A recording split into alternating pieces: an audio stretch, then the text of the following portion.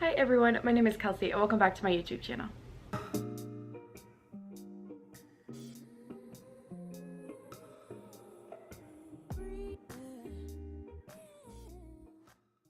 I apologize for my voice, my looks, everything in this video. I did not wear makeup purposely for this video because it's a very sensitive topic for me to talk about, and I'm gonna try my best for you guys.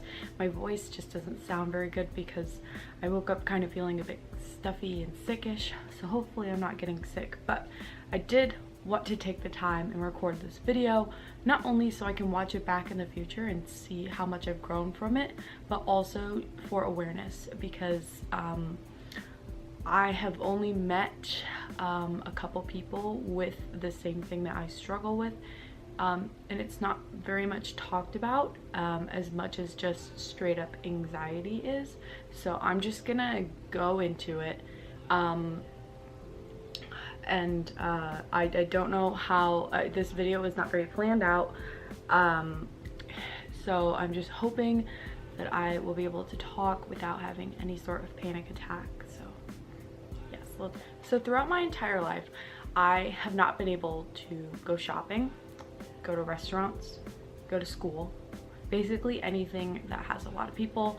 I have not been able to go to events, parties, friends' houses, you name it. I haven't been able to do that for one reason, and that is anxiety.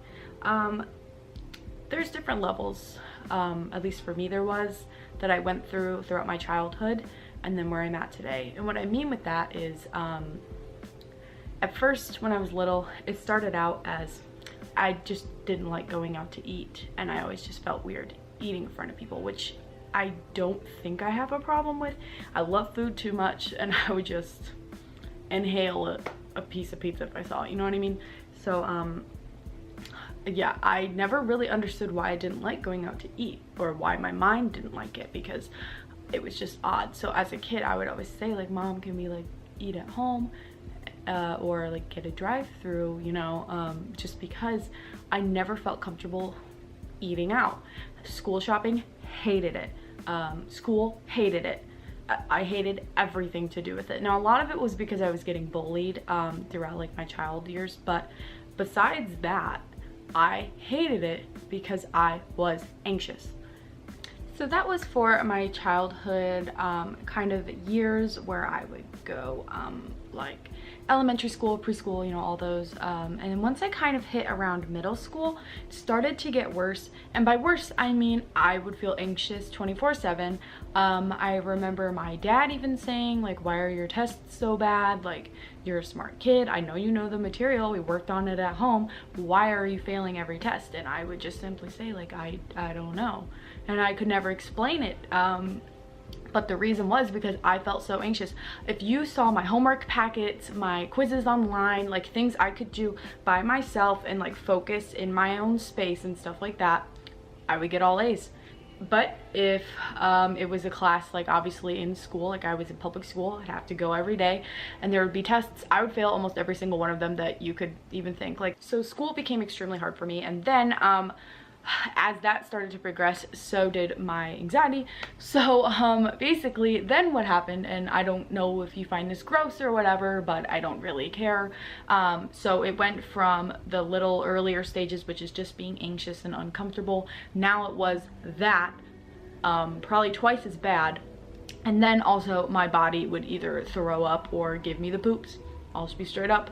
Literally, like, I would sit in class doing a test and my body would just want to get everything out no matter what was going on. I would have to rush to the bathroom and literally just not stop going because I was just so anxious. So anytime I went to the store, anytime I went to like Target to buy whatever with my mom, like whatever, I would immediately have to go to the bathroom, like immediately. It wouldn't matter. And then the entire time I would just feel so anxious that like I didn't want to shop. And my mom never understood it, and neither did I, because I didn't know what it was. But my mom was always just like we're buying stuff for you, like this is stuff for you, why don't you want to be here? Like literally every other kid would be in heaven right now, like new toys, new this, new that, and I'm like, can we leave, can we leave, can we leave? And my mom would never understand it, and neither would I. So after that phase became, well, what I like to call my favorite phase, panic attacks.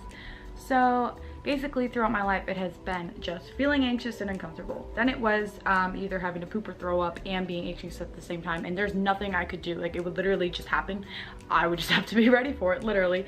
So then after that phase, then it became panic attacks with all like 3 of them combined. So that's where I'm at right now currently in my life. So yes, a little over a year ago, I would say, I went to the doctor for it because at this point it was ruining my life, and it was only getting worse, and I just started to have panic attacks, and I didn't know why. I had never had one in my life, never. And all of a sudden they would just keep coming and coming no matter what I did, whether I was in the stores or whatever, like it would just happen. And so I went to the doctor and he's like, Kelsey, like, you have a panic disorder. And I'm like, what? And he's like, yeah, it's a panic and anxiety disorder. Have you felt like this your entire life? And then I started to think, and I was like, you know what? Yes. However, it's getting a lot worse than it was. And he's like, yeah, that's what happens. Which he basically just explained to me that yes, it does get worse throughout your life, and eventually when you hit age 18 to 25, he said, that's where it's at its peak, and then after that hopefully it should go back down. And at this point I thought, like in the earlier years, I thought like the diarrhea, the vomiting, the sickness of it was the worst part. No, panic attacks is 10 times worse. I would rather have that phase a million times than have panic attacks. Like, it is the worst. So as I was there, he was trying to prescribe me like medications and stuff, and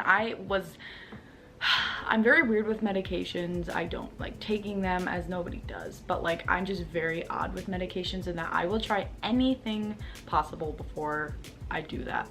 So he was recommending me to do exercise, possibly yoga, go to like these things or whatever, but like going out in public is what makes me anxious. So it was kind of like so I would exercise at home. Like, I go to the gym now, and that works. It definitely works. Like, I ride my bike every day. It definitely helps, but it doesn't get rid of it. So he recommended me either a therapy dog, an emotional support dog, or a service dog. So if you don't know the difference between those 3 types of dogs, look it up. Like, pause this video and then look it up, because that will take me forever to explain.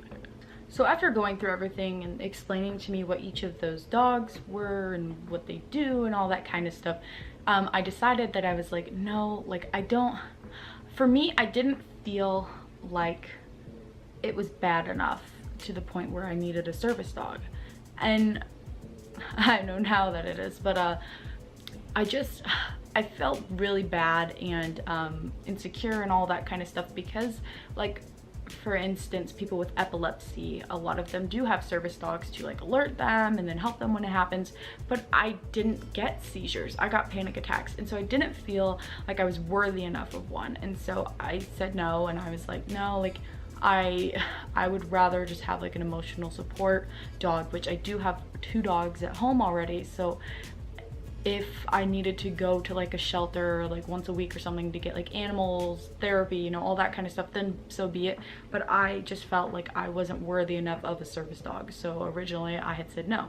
So I would take my dog, her name is Petey, she is a Jack Russell, so I would take her some places with me that obviously allowed all animals. I did not break rules for service dogs.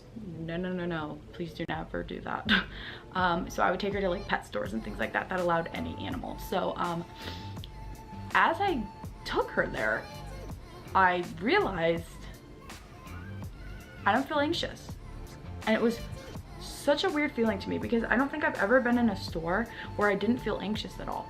And I was like, that's so weird. So I would just keep taking her to these pet stores, and I realized that eventually, like after doing it so many times, that I have to figure out what's not making me anxious anymore. So I would try and go to the mall, have a panic attack, and I'm like, well, what just happened? Like, I was fine yesterday.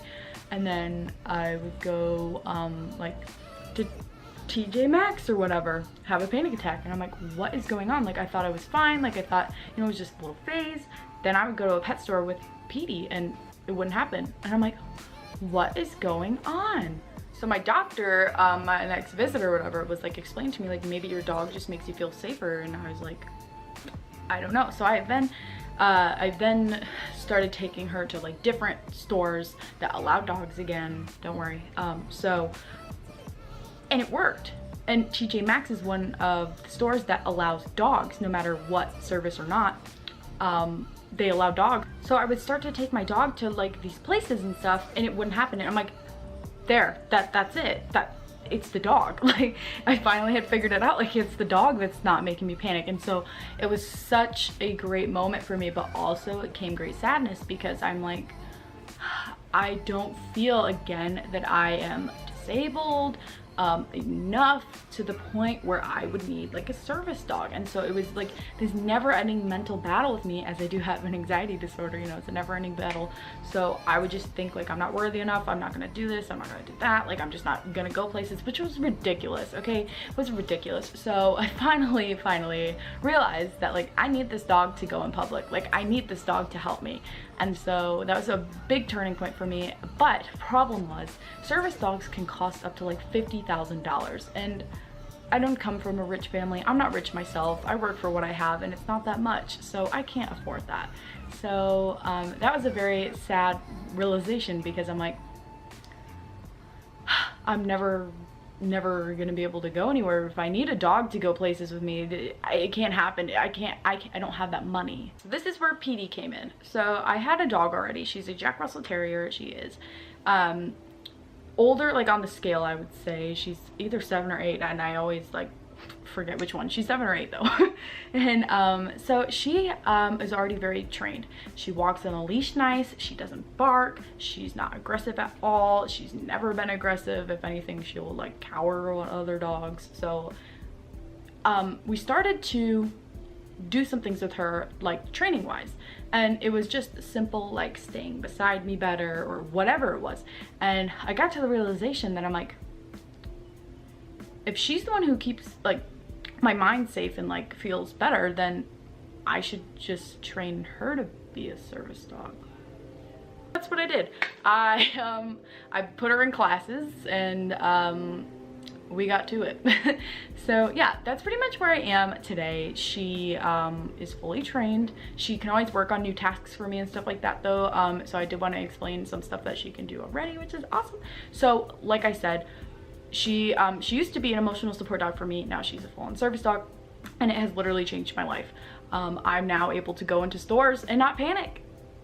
Yes, as I stated, she has tasks such as helping alert me when it's about to happen. If it does happen, she will lay on me, do deep pressure therapy, which slows down my heart rate to make sure that it's back to normal and then I'm not panicking anymore.